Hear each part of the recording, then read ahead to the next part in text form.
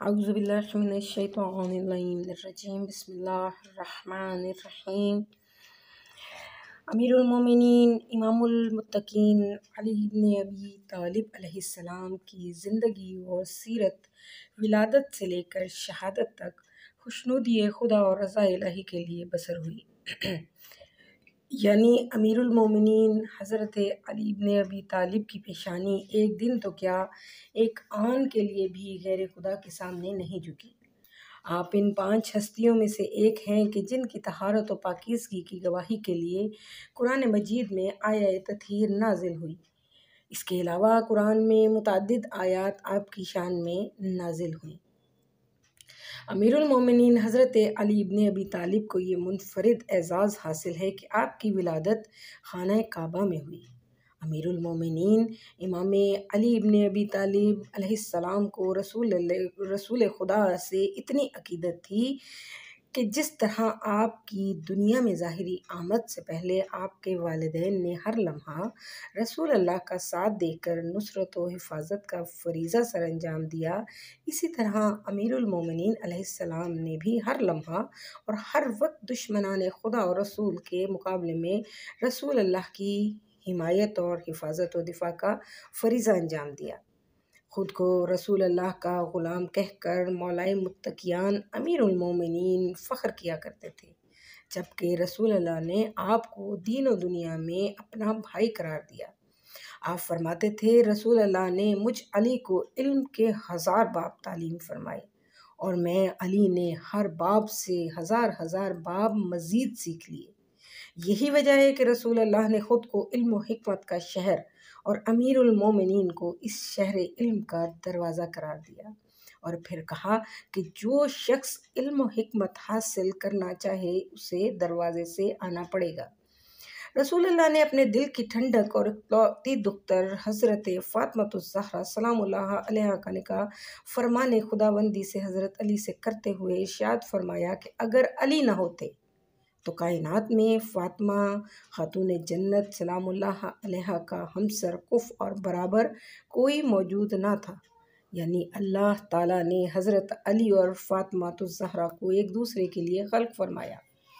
اور پھر دین مبین اسلام کی خدمت و بقا کی خاطر اللہ تعالیٰ نے حضرت علی اور حضرت زہرا کو امام حسن اور امام حسین اور جناب زینب و کلثوم کی صورت میں اولاد عطا فرمائی۔ قرآن و سیرت اور احادیث رسول میں امیر المومنین علی علیہ السلام اہل بیت کی شان و عظمت کی وضاحت کے باوجود معلوم نہیں کیوں رسول خدا کے وصال کے فوراً بعد دشمنان خدا نے اہل بیت الرسول بالخصوص حضرت فاطمۃ الزہرا اور امیر المومنین پر ظلم و جبر کے پہاڑ ڈھائے، حتیٰ کہ خاتون جنت دختر رسول زوجہ امیر المومنین جناب فاطمۃ الزہرا سلام اللہ علیہا کو یہاں تک فریاد کرنا پڑی کہ اے میرے بابا جان، آپ کے جانے کے بعد مجھ پر ایسی مصیبتیں پڑیں کہ اگر وہ روشن دنوں پر پڑتیں تو وہ بھی تاریک راتوں میں تبدیل ہو جاتے، اور پھر اس کے بعد بھی اہل بیت اطہار و آل رسول پر اسلام کے لبادے میں موجود دشمنان اسلام خوارج، بنی امیہ اور بنی عباس کے مظالم کا سلسلہ جاری رہا۔ کسی شاعر نے ان مظالم کا کیا خوب نقشہ کھینچا ہے: ایک علی کی دشمنی کیا کیا ستم ڈھا گئی، ایک علی کی دشمنی کیا کیا ستم ڈھا گئی، بدر کی دشمنی چلتے چلتے کربلا تک آ گئی۔ جب میدان کربلا میں سید الشہداء حضرت امام حسین نے افواج یزید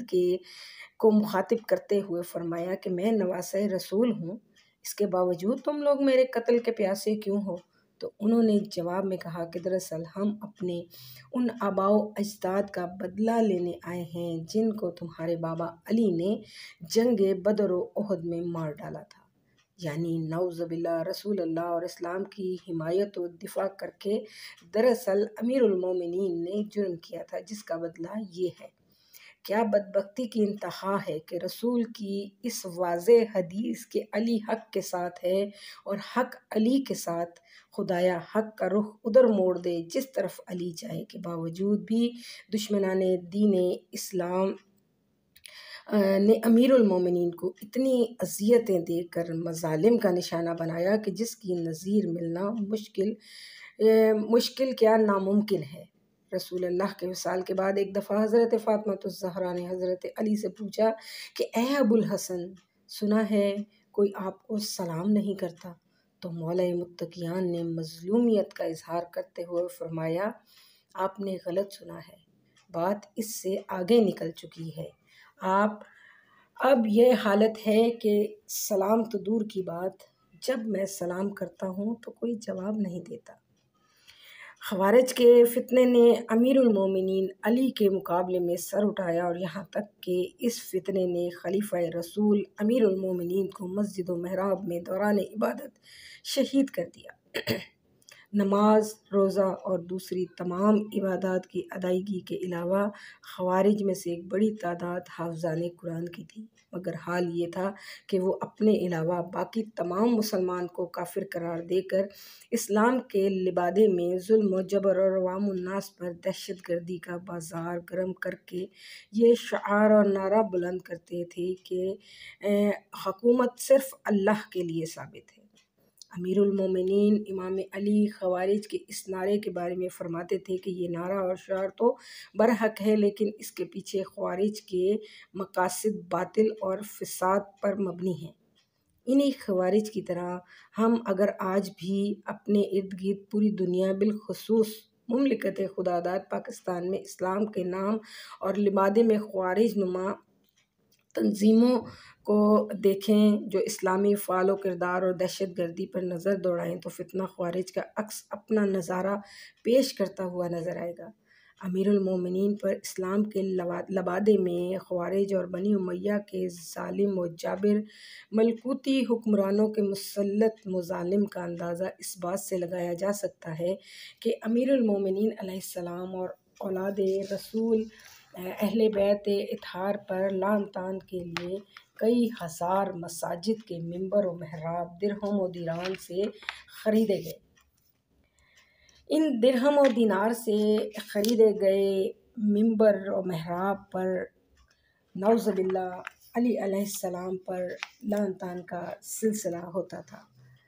جہاں سے باقاعدہ جمعہ کے خطبات اور دیگر مواقع پر امیر المومنین اور اولاد رسول پر لعن طعن کی جاتی تھی۔ ظلم کی انتہا دیکھیے کہ جب 19 رمضان کی صبح مسجد کوفہ میں نماز فجر کے لیے آنے والے امیر المومنین حضرت علی پر اس وقت کے شقی ترین انسان ابن ملجم لعین نے سجدے میں وار کر کے مسجد کوفہ کے محراب کو خون میں تر کر دیا، اور جب یہ خبر کوفہ سے باہر دیگر علاقوں بالخصوص ملوکیت اور بنی امیہ کے پایہ تخت شام تک پہنچی کہ امیر المومنین مسجد کوفہ میں شہید ہو گئے، تو لوگ ایک دوسرے سے تعجب سے پوچھنے لگے کہ علی مسجد میں کیا کر رہے تھے۔ جب بتایا گیا کہ نماز فجر پڑھنے گئے تھے تو لوگ اور زیادہ تعجب سے پوچھنے لگے کہ کیا علی نماز پڑھتے تھے؟ یہ تھا اسلام کے لبادے میں مسلط خوارج و بنی امیہ کے پروپیگنڈے اور اس زمانے کے باطل میڈیا کا کردار کہ اپنے ناجائز مفادات اور اقتدار کے حصول کے لیے خلیفہ وقت امیر المومنین علی ابن ابی طالب علیہ السلام کے حوالے سے اتنا غلیظ اور گمراہ کن منفی پروپیگنڈا کر رکھا تھا کہ زمانے کے متقی ترین ہستی کو نعوذ باللہ بے نمازی اور لا دین قرار دے کر عوام میں مشہور کر دیا گیا تھا۔ اس سے خوارج اور بنی امیہ کی اسلام دشمنی اور بغض و عداوت اور امیر المومنین علیہ السلام اور اہل بیت اطہار کا پتہ چلتا ہے۔ 19 رمضان نماز فجر کے وقت خوارج و بنی امیہ کے زہر میں ڈوبی ہوئی تلوار کے زخم کے بعد مسجد کوفہ میں امیر المومنین نے یہ جملہ ادا کیا، فزت ورب الکعبہ، رب کعبہ کی قسم علی کامیاب ہو گیا۔ اور اس کے 2 دن کے بعد 21 رمضان المبارک کو امیر المومنین حضرت امام علی ابن ابی طالب شہید ہو گئے۔ یوں علی کا ظاہری سفر خانہ کعبہ میں ولادت سے شروع ہو کر مسجد کوفہ میں شہادت تک ہر لمحہ اللہ تعالیٰ کی خوشنودی و رضا کی خاطر بسر ہو کر رہتی دنیا تک مینار نور بن گیا۔ زندگی جس کی ایک پجارن ہو، زندگی جس کی ایک پجارن ہو، موت سے وہ کبھی نہیں مرتا، ساری دنیا بھی ابن ملجم ہو، ساری دنیا بھی ابن ملجم ہو، پھر بھی میرا علی نہیں۔